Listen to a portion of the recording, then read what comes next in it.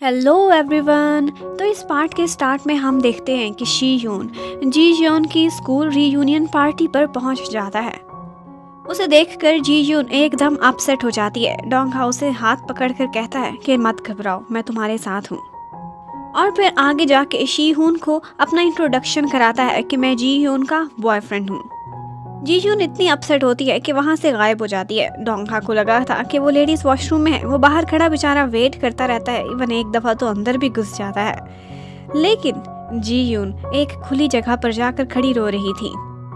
She हून उसे बहुत सालों से जानता था। उसे पता था कि इस वक्त अपसेट होकर जी यून कहाँ गई होगी। वो उसके पीछे पीछे जाता है, उसे अपनी क्लैरिफिकेशन देने की बहुत कोशिश करता है, लेकिन जी यून उसकी कोई बात नहीं सुनना चाहती। वो उसे अपनी एग्जीबिशन पर बुलाता है कि इसमें तुम्हारे लिए एक स्पेशल मैसेज है, पर वो उस इनविटेशन को फाड़ दे दिया है। इतने में डोंग हा भी वहाँ पहुँच जाता है और हाथ पकड़कर जी यून को वहाँ से ले जाता है। बाहर आकर जी यून उससे थैंक यू करती है कि आज तुमने मेरी बहुत हेल्प की, फेस सेविंग कराई फ्रेंड्स के सामने भी और शी हून के सामने भी। लेकिन डोंग हा बेचारा तो ये सब कुछ अपनी ट्रू फीलिंग्स को एक्सप्रेस कर रहा था, जो जी यून समझ ही नहीं पाई थी। उसके बाद हमें फ्लैशबैक में दिखाते हैं कि एक्चुअली उनकी शादी से 1 महीना पहले शी हून जी यून से परमिशन लेकर यूरोप के टूर पर जा रहा था, जो उसके प्रोफेसर ने उसे जबरदस्ती भेज दिया था।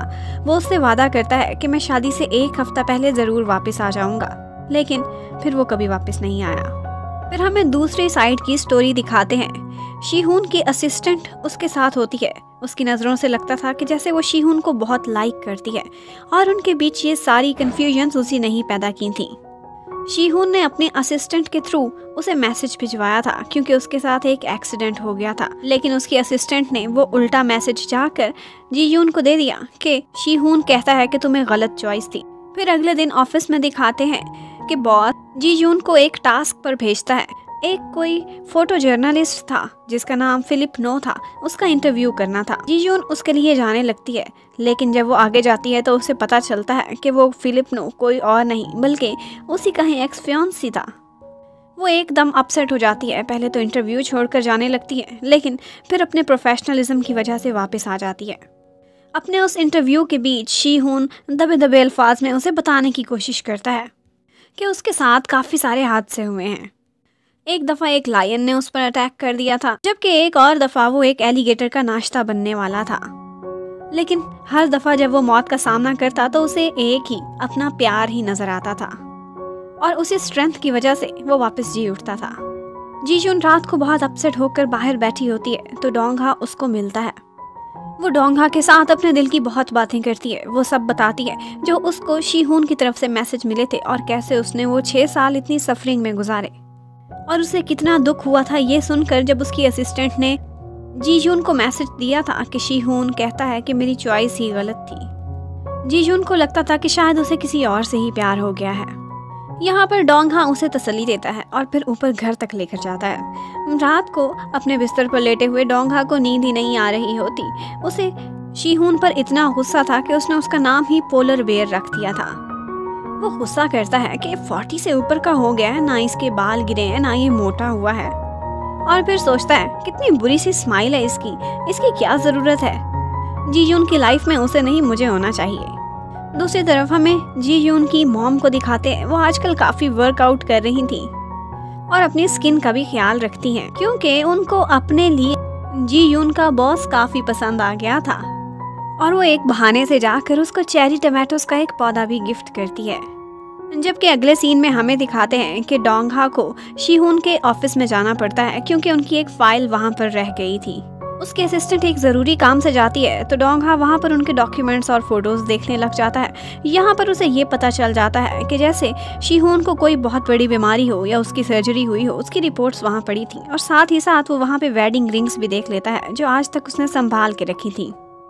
ही वो सोच लेता है कि अब मेरे लिए कोई चांस नहीं बचा, मुझे फौरन से एक्शन लेना होगा। वो जाता है, सारी स्टेयर्स को सजाता है और एक बहुत ही स्पेशल डिनर सरप्राइज जी यून के लिए रेडी करता है। वो उसके साथ बहुत अच्छा टाइम बिताता है और साथ ही साथ उसे सच बता देता है। कहता है कि मेरी फीलिंग्स तुम्हारे लिए जेन्युइन है, तुम अपना टाइम लो, मुझे अभी जवाब नहीं चाहिए। लेकिन मैं ये सब बातें दिल में नहीं रख सकता था। और साथ ही साथ उसे एक अलार्म भी गिफ्ट करता है कि जब कभी मुसीबत में हो मुझे पता चल जाएगा, मैं तुम्हें रेस्क्यू करने पहुंच जाऊंगा। फिर अगले दिन शी-होon की एग्जीबिशन होती है। जी-यून एज अ रिपोर्टर डोंग-हा के साथ वहां पर जाती है। उसे वहां देखकर असिस्टेंट एकदम परेशान हो जाती है और एक खास फोटो उतरवाने की कोशिश करती है जो शी-होon ने अपनी फीलिंग्स एक्सप्रेस करने के लिए जी-यून के लिए बनाई थी। उसने एग्जीबिशन पर लगा दी थी। जी-यून वो जाकर देख लेती है। वो सारी दुनिया के सामने अपना लव कन्फेस कर रहा था।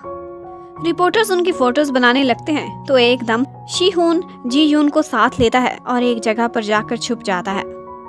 जबकि दूसरी तरफ उसकी असिस्टेंट डोंग-हा को पकड़ती है और उससे कहती है कि तुमने जी-यून को यहाँ क्यों आने दिया, तुम्हारी गर्लफ्रेंड है वो। जबकि डोंग-हा उसके पास कुछ ऐसी चीजें देख लेता है जिससे उसे सारी कहानी समझ आ जाती है कि यही असिस्टेंट इन दोनों को फूल बना रही है और वही इनके बीच मिसअंडरस्टैंडिंग की वजह है। वो सारी सच्चाई उन दोनों को बताना चाहता था। असिस्टेंट उसे रोकती है कि इस तरह से तुम अपने प्यार को हासिल नहीं कर सकोगे, लेकिन डोंग-हा कहता है मैं तुम्हारे जैसा सेल्फिश इंसान नहीं हूँ। जबकि दूसरी तरफ शी-होon जी-यून के साथ अपनी डिफरेंसेस को क्लियर करने की बहुत कोशिश करता है, लेकिन उसे तो पता ही नहीं था कि उसकी असिस्टेंट उसको उल्लू बना रही थी। ऊपर से डोंग-हा आ जाता है और उनको सारी रियलिटी बता देता है और उनकी वेडिंग रिंग स्विमिंग पूल में फेंक देता है। ये देखकर शी-होon बहुत तड़पता है और पानी में उतरने लगता है। हालांकि उसके घाव इस तरह के थे कि उसे पानी में जाने से मना किया गया था।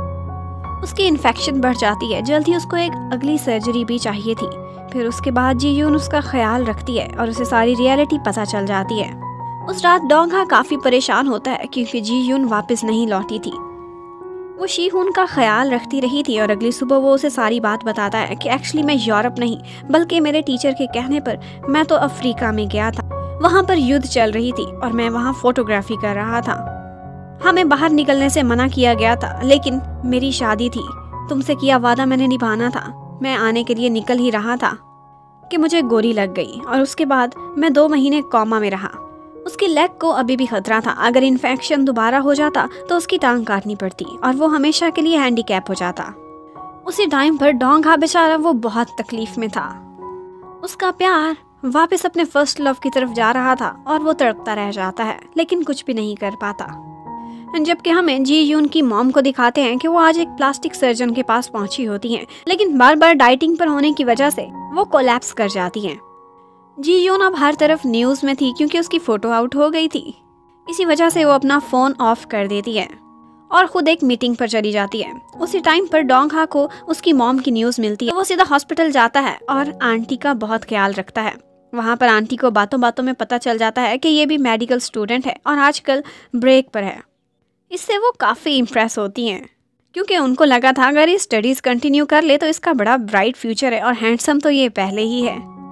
उसके बाद अगले सीन में दिखाते कि डोंग-हा शी-होon से मिलने के लिए जाता है और वो दोनों एक दूसरे को चैलेंज करते हैं। शी-होon कहता है कि उसने मेरे साथ 10 साल बिताए हैं, जबकि डोंग-हा कहता है मुझे भी अपनी सच्ची फीलिंग्स पर भरोसा है।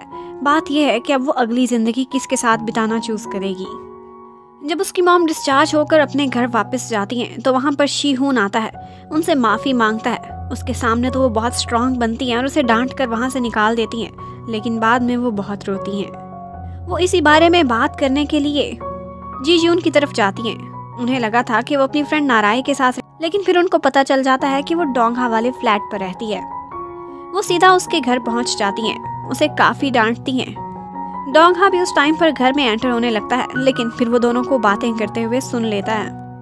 जी-यून अपनी मॉम को बताती है कि शी-होon के साथ कितना बड़ा एक्सीडेंट हो गया था और क्या क्या मिसअंडरस्टैंडिंग्स थी।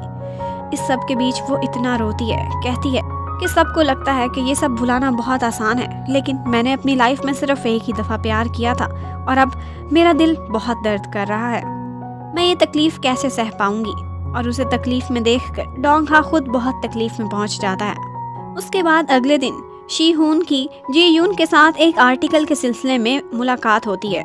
वहाँ पर उन्हीं की मैगजीन के 2 रिपोर्टर चोरी चोरी उनकी फोटोज बनाने के लिए पहुंचे हुए होते हैं।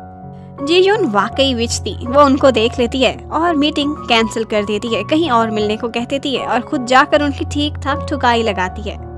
जबकि डोंग-हा वो बेचारा कभी तो ड्रिंक करता है, अपने फ्रेंड्स के साथ बैठता है, भुलाने की कोशिश करता है, लेकिन उसका दिल उसके काबू में ही नहीं होता। वो बहुत सैड होता है और सोचता है कि उधर जी यून के दिल में दर्द है और इधर मेरा दिल मेरे काबू में नहीं, और इधर मैं भी सुकून में नहीं। जी यून के घर का काम अब कंप्लीट हो गया था। वो अपने घर शिफ्ट हो रही होती है। डोंगहा सामने वाले घर में उसका सामान रखने जाता है। उसके बाद जब वो शीहून के साथ उसे फ़ोन पर बातें करते देखता है तो सोचता है कि ये मेरे पास आखिरी मौका है, मुझे अपनी फीलिंग्स एक्सप्रेस कर देनी चाहिए। और फिर जाते जाते उसे पीछे से हक करता है और कहता है प्लीज़ मुझे छोड़कर उसके पास मत जाओ। और यहीं पर ये पार्ट ख़त्म होता है। Thank you for watching, stay connected, bye bye.